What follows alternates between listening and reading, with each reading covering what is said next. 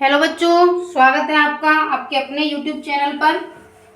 आज हम प्रश्नावली 15 के प्रश्न नंबर 8 की चर्चा करने वाले हैं, जिसमें है 40 इंजीनियरों की उनके आवास से कार्यस्थल की दूरियां निम्नलिखित हैं। आपको दे रखी हैं कुछ दूरियां।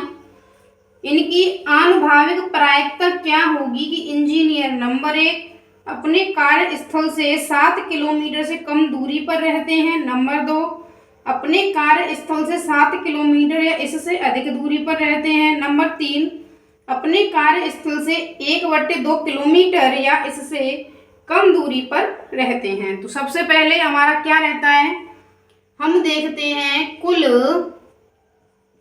संभव परिणाम। कुल संभव परिणाम कितने होंगे बच्चों?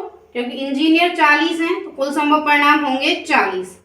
अब हम देख लेते हैं नंबर 1। नंबर 1 क्या है? अपने कार्यस्थल से 7 किलोमीटर से कम दूरी पर रहते हैं। ठीक है, तो 7 किलोमीटर से कम दूरी पर रहने के लिए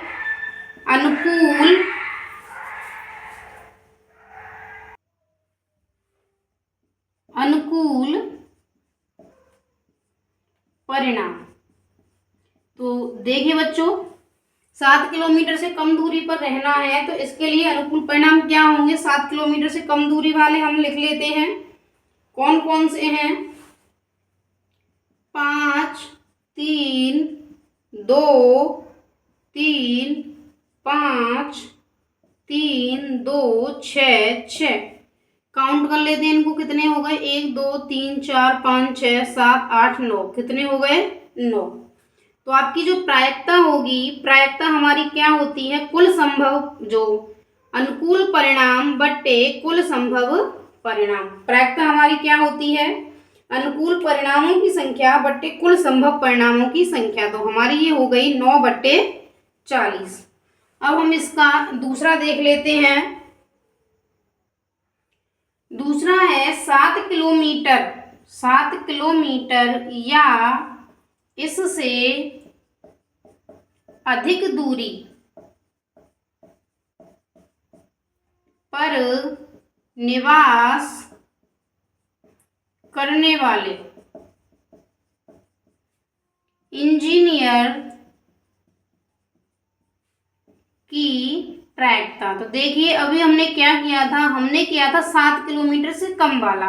अब हम निकाल रहे हैं 7 से अधिक वाला। तो हम एक फॉर्मूला लगा देंगे, पीई बार बराबर 1 - पीई। ठीक है बच्चों, तो हम इसको जब निकालेंगे तो 7 से कम वाले कितने हमारे आए थे? 9/40।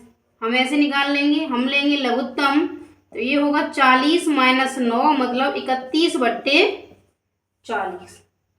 ठीक है बच्चों, तो 7 किलोमीटर या इससे अधिक की दूरी पर निवास करने वाले इंजीनियर की प्रायिकता हमारी क्या हो जाएगी? 31/40। इसका दूसरा भी तरीका है, अगर आप चाहें तो 7 किलोमीटर इससे अधिक वालों को काउंट कर लें, जो कि आपके 30 बनाएंगे, और उसके बाद आपकी प्रायिकता हो जाएगी 31/40। अब इसका तीसरा देख लेते हैं। अपने कार्यस्थल से आधा किलोमीटर या इससे कम दूरी पर निवास करने वाले इंजीनियरों की प्रायिकता ज्ञात करनी है। तो 1/2 किलोमीटर या इससे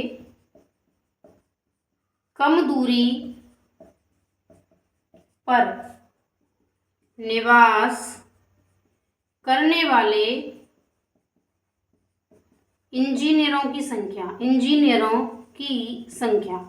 क्योंकि आपको टेबल में दिख रहा है कि ऐसा कोई भी इंजीनियर नहीं है, तो संख्या कितनी हो गई? 0। तो आपके लिए अनुकूल परिणाम में इतने कितने होंगे? 0। तो आपकी प्रायिकता हो जाएगी अनुकूल परिणाम बट्टे कुल संभव परिणाम अर्थात 0।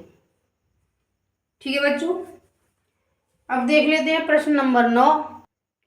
देखिए, प्रश्न नंबर 9 जो है वो क्रियाकलाप संबंधी है। हम 10 देख लेते हैं, इसमें भी हालांकि क्रियाकलाप ही है। अपनी कक्षा के विद्यार्थियों से एक 3 अंक वाली संख्या लिखने को कहिए। आप कक्षा से एक विद्यार्थी को यादृच्छिक चुन लीजिए। इस बात की प्रायिकता क्या होगी कि उसके द्वारा लिखी गई संख्या 3 से भाज्य है। याद रखिए कोई संख्या 3 से भाज्य होती है यदि उसके अंकों का योग 3 से भाज्य हो। तो हमें क्या करना है, एक जो विद्यार्थी हैं उन सभी को 3 अंक वाली संख्या लिखनी है।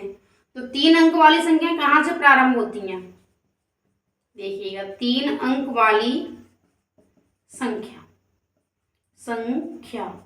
कहाँ से प्रारंभ होती हैं, 100 से कहाँ तक जाती हैं, 999 तक, यहीं तक तो होती हैं। 1 2 3, 100 से पहले 99 होता है जिसमें 2 अंक होते हैं, 999 मतलब 999 के बाद 100 होता है तो उसमें 4 अंक हो जाते हैं। तो ये जो कुल संख्याएं हैं, ये कुल संख्याएं कितनी हैं, कुल संख्याएं हैं आपकी 900। ठीक है बच्चों, कितनी संख्याएं हैं, 900। तो आपके जो कुल संभव परिणाम होंगे वो तो हो जाएंगे कुल संभव परिणाम, कितने हो जाएंगे, 900 ही होंगे, ज्यादा कहाँ से हो जाएंगे। अब आपको ऐसी संख्याएं देखनी है जो 3 से भाज्य हैं। ठीक है बच्चों, तो 3 से भाज्य हमें ऐसी संख्याएं देखनी है। अब देखिएगा हमें देखनी है 3 से भाज्य, तो आप यहां से देखना स्टार्ट करिएगा। 101, 102, 102 का योग 2 और 1 3 में, क्योंकि योग में 3 का भाग जा रहा है तो 102 में भी जाएगा। इसके बाद 3 4 105, 6 7 108, 9 10 111, फिर 12 13 114, 4 5 6, इसी प्रकार से संख्याएं आएंगी। तो आपको एक बात समझ में आ रही है, 100 से 102 मतलब प्रत्येक तीसरी संख्या कैसी है, 3 से भाज्य है। चूंकि प्रत्येक तीसरी संख्या 3 से भाज्य है, ये आपको समझ में आ रहा है। देखिए पहली संख्या 100, दूसरी 101, फिर तीसरी 102, तो तीसरी भाज्य हो गई। फिर 103 104 बीच में थी, फिर तीसरी भाज्य हो गई। फिर 106 107 बीच में थी, फिर 108 भाज्य हो गई। तो तीसरी संख्या भाज्य है 3 से। इसका मतलब टोटल संख्या कितनी है, 900। तो हम 3 से भाज्य संख्या निकाल सकते हैं कि नहीं, 3 से भाज्य है, इसलिए कुल 3 से भाज्य संख्याएं कितनी होंगी।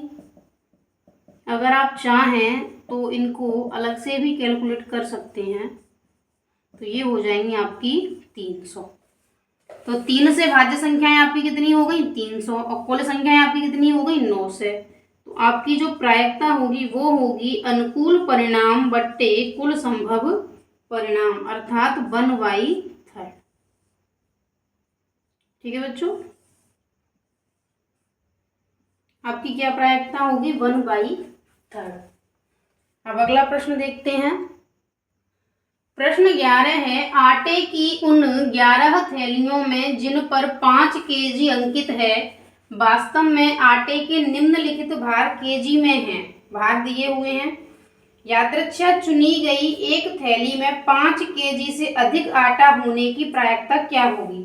तो सबसे पहले है आपके कुल संभव परिणाम, जो कितने होंगे, कुल आटे की थैलियां, और कुल आटे की थैलियां कितनी हैं, 11। ठीक है, तो कुल संभव परिणाम आपके हो गए 11। फिर 5 केजी से अधिक भार वाली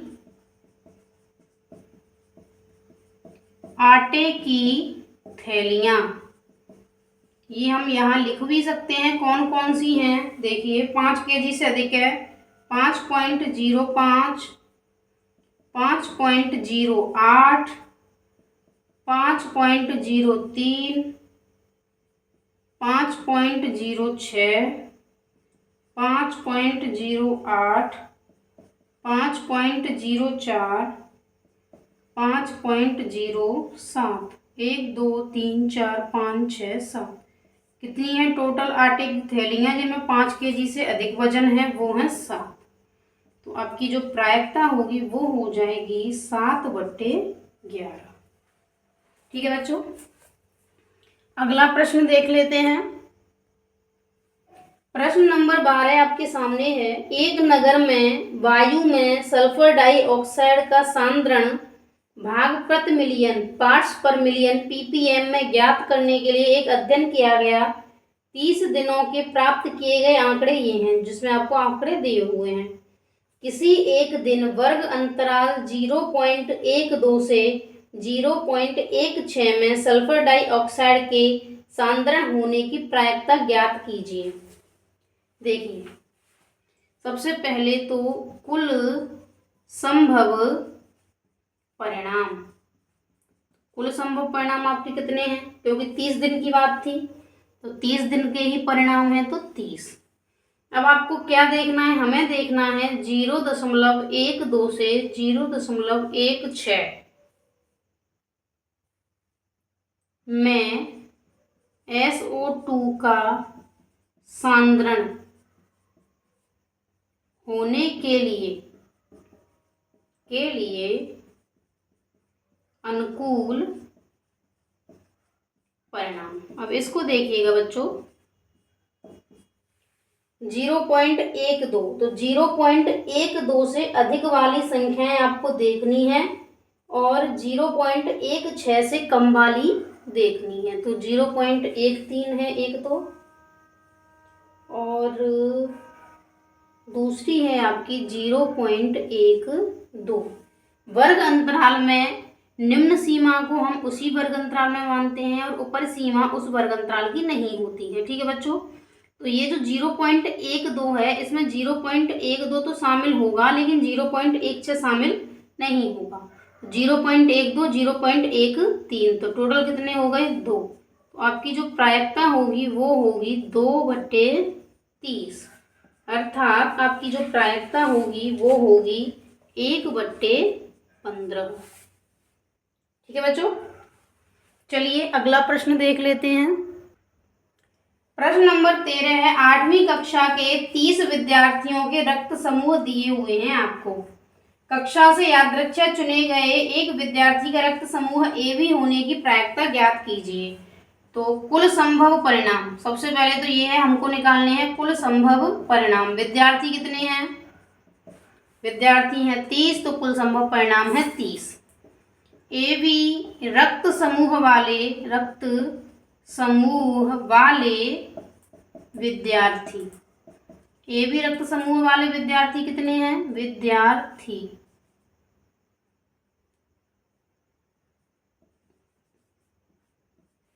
देखिए, AB रक्त समूह वाले विद्यार्थी हैं 1, 2,